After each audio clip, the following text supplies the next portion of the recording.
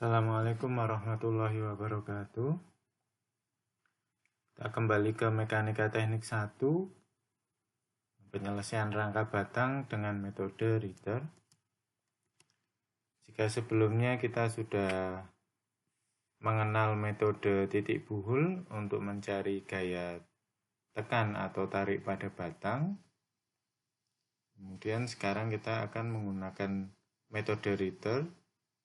Ini dapat menghitung batang yang ingin dicari tanpa menghitung batang dari ujung ke ujung. Jadi kalau kemarin dengan metode titik buhul, kita harus memulai dari dua yang tidak diketahui, itu biasanya dari tumbuhan. Jadi kalau dengan Ritter ini kita bisa langsung mendapatkan batang tarik atau tekan, atau batang yang ditanyakan tidak harus mulai dari titik tumpuannya. Bisa sampai dengan 3 batang yang tidak diketahui. Kemudian metode Ritter ini juga dapat digunakan untuk kontrol. Jadi untuk cek pada saat kita melakukan perhitungan dengan metode titik buhul. Caranya adalah salah satu potongan kita cek dengan metode titik buhul, kemudian kita sandingkan dengan perhitungan metode Ritter. Jadi selain titik buhul dan Ritter, nanti ada metode dengan grafis atau Cremona. Ini saya coba merangkumnya. Jadi tahapannya, kita memberi nama tumbuhan, buhul, dan batang. Kemudian menghitung reaksi tumbuhan. Kemudian perhatikan perjanjian tandanya. Jadi ini kita sepakati. Kemudian asumsikan arah batang yang dipotong meninggalkan buhul atau simpul. Kemudian memperhitungkan batang yang tidak diketahui maksimal 3. Jadi kalau kemarin titik buhul 2, kalau dengan metode Ritter ini bisa dengan 3 titik batang yang tidak diketahui. Kemudian tentukan titik pusat momen sehingga hanya sebuah gaya yang belum diketahui atau memiliki jarak. Jadi kalau yang titik buhul kemarin metodenya kita menggunakan sigma vertikal dan sigma horizontal. Kemudian kita pada saat mengerjakan dengan metode Ritter ini dengan menggunakan titik pusat momen. Kemudian yang langkah ketujuh adalah menyimpulkan hasil semua perhitungan dalam tabel dan gambar. Kita mulai dari tahapan yang pertama.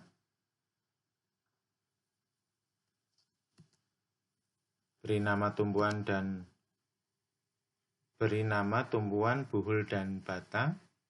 Ini soal yang sama dengan pengerjaan metode titik buhul.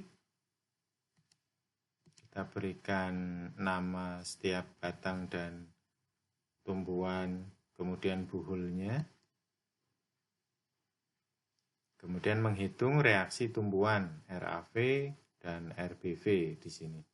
Jika ada RAH ya, jika ada gaya luar horizontal, maka di sendi akan muncul RAH.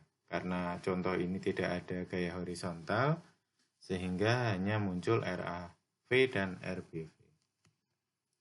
Perhitungannya sama, reaksi perletakan, sigma momen di A dan sigma momen di B. Tahapan berikutnya adalah perjanjian tanda. Jadi ini kita sepakati jika arah ke atas adalah positif, arah ke bawah negatif, ke kanan positif, ke kiri negatif. Kemudian nanti ada batang dengan tanda negatif, berarti kita simpulkan bahwa batang itu bersifat tekan. Dan jika dari perhitungan didapatkan positif, berarti batang tersebut adalah tarik. Kemudian asumsikan arah batang yang dipotong meninggalkan buhul atau simpulnya. Jadi jika kita memotong di sini, di garis merah ini, kita perhatikan bahwa arah S1 dan S2 adalah meninggalkan titik atau buhul A. Jadi yang abu-abu ini nanti di perhitungan kita abaikan terlebih dahulu. Termasuk gaya RBV-nya. Jadi kalau di sini ada RAV, tetap masuk karena ini di luar potongan sehingga RBV tidak diperhitungkan. Ini sebagai titik buhul atau simpulnya. Kemudian ini arah batang meninggalkan buhul. Ini juga meninggalkan buhul S2. Kemudian arah gaya dalam sesuai dengan perhitungan RAV sesuai dengan reaksi perletakan. Kemudian kita mulai perhitungan dengan maksimal 3 batang tidak diketahui. Usahakan memotong batang dengan batang yang tidak diketahui tidak lebih dari 3 atau dimulai dari 2 batang yang tidak diketahui. Jadi kita bisa memotong, contohnya memotong S1 dan S2, atau langsung memotong di potongan kedua ini. Dia memotong di S5, S3, dan S2. Kemudian menentukan titik pusat momen sehingga hanya sebuah gaya yang belum diketahui. Jadi cara titik buhul menggunakan sigma vertikal dan horizontal, sedangkan di Ritter ini kita menggunakan sigma momen atau menggunakan seperti reaksi perletakan dengan gaya momen. Kemudian kita menentukan titik pusat momen. Jadi saat menentukan titik pusat momen, kita juga memperhitungkan bahwa hanya ada satu gaya yang tidak diketahui. Ini salah satu contohnya. Setelah kita memotong, ya kita perhatikan hanya di sini saja. Kita bisa menentukan titik momennya. Jadi kita tentukan titiknya di D. Kalau titik di D berarti sigma momen di D sama dengan 0. Kemudian gaya batangnya seperti reaksi perletakan. Kita perhatikan di sini ada RAV, ada S1, ada S2. Ya, karena S1 ini searah dengan D sehingga S1 0. Sehingga yang kita perhitungkan hanya RAV kali 3 dan S2 kali 3. Jaraknya antara S2 sampai dengan D 3 meter. Sehingga hanya satu variabel yang tidak diketahui, yaitu S2. Kita juga bisa mencoba meletakkan titik pusatnya di C.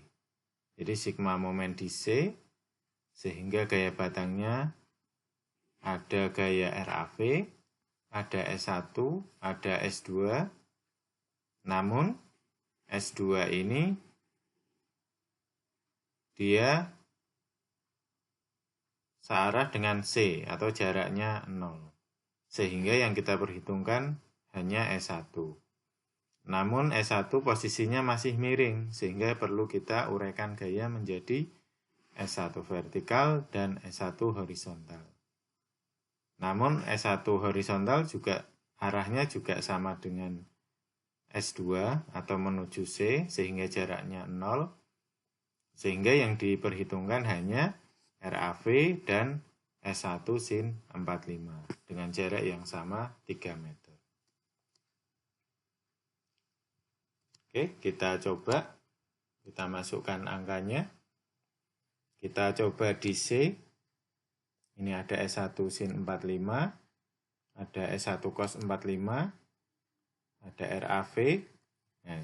Namun yang kita perhitungkan hanya S1 sin 45 dan RAV karena S1 cos 45 jarak terhadap C 0. Sehingga jika kita masukkan angkanya, S1 sin 45 kali jaraknya, RAV kali jarak. Sehingga kita mendapatkan S1 sama dengan min 1,414. Dia bertanda negatif, sesuai perjanjian kita, dia termasuk batang tekan. Kemudian kita juga coba jika kita menentukan sigma momennya di D. Sehingga ada RAV, ada S2, S1 tidak diperhitungkan karena jarak terhadap D 0. Sehingga hanya ada 2, S2 dan RAV. Kita masukkan RAV, kemudian negatif S2. Kenapa negatif? Karena arahnya dia berlawanan dengan jarum jam. Kemudian kita sudah menemukan S1 dan S2. Kemudian kita memotong di potongan kedua atau S5, S3, dan S2. Oke. Prinsipnya adalah batangnya meninggalkan buhul-buhulnya. Jadi kalau kita potong di sini, kita perhatikan bahwa S5 arahnya meninggalkan D. Begitu juga S3 dan S2 meninggalkan A. Ini titik buhulnya A dan D. Kemudian ini arahnya meninggalkan titik buhul.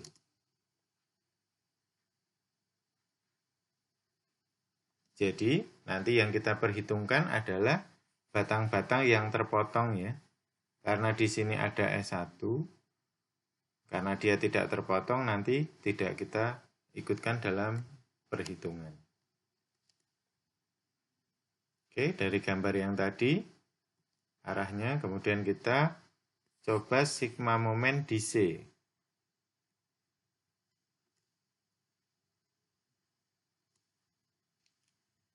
Berarti ada S5, kemudian gayanya kita uraikan menjadi S5 cos atau S5 vertikal dan S5 horizontal. Kemudian ada RAV. Jadi RAV masih mengikuti perhitungan. Oke, kenapa S2 tidak masuk? Karena S2 jaraknya terhadap C 0. Begitu juga dengan S3. S3 tidak masuk ke perhitungan karena terhadap C juga 0. S1 kenapa tidak masuk ke perhitungan? Karena S1 tidak terpotong. Jadi pada saat kita memberi potongan tadi, S1 tidak terpotong, sehingga tidak masuk ke perhitungan.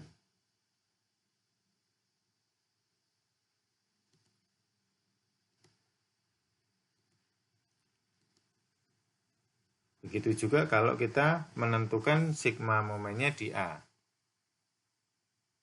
Kalau sigma momen di A, kita lihat ternyata P1 terhadap A ada jaraknya, sehingga dia masuk ke perhitungan. S3 juga ada jaraknya terhadap A, masuk ke perhitungan. Begitu juga S5. Namun S5 nanti juga kita perlu uraikan gaya menjadi vertikal dan horizontal. Sehingga persamaannya menjadi seperti ini, kita mendapatkan S3 sama dengan 0.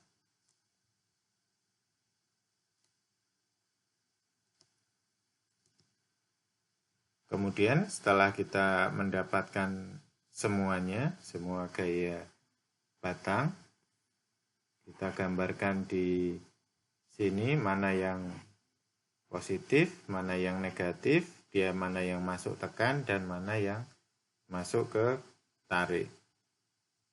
Dari kesimpulan ini kita juga bisa mengecek perhitungan yang dari metode titik buhul. Demikian, terima kasih. Semoga bermanfaat. Assalamualaikum warahmatullahi wabarakatuh.